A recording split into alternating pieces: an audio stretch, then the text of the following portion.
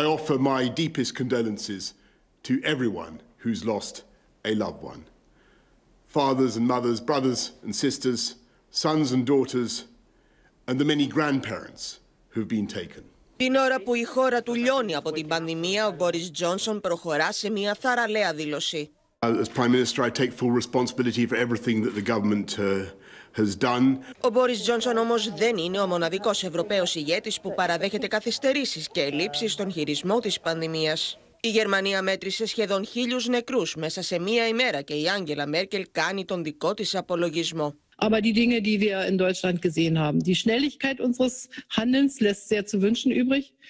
Prozesse sind oft sehr bürokratisch geworden, dauern lange.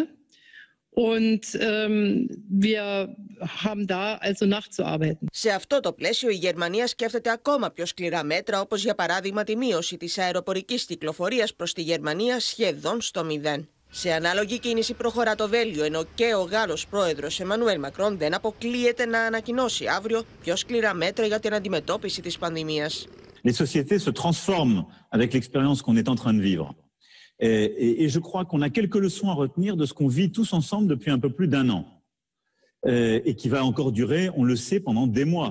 Σάλο έχουν προκαλέσει πάντως ηχητικά ντοκουμέντα από συνεδριάσεις του Παγκόσμιου Οργανισμού Υγείας, στα οποία φαίνεται ξεκάθαρα πως η Κίνα απέκρυπτε στοιχεία για τη σοβαρότητα του ιού και καθυστερούσε χαρακτηριστικά να ενημερώσει τους ειδικούς στην Ελβετία.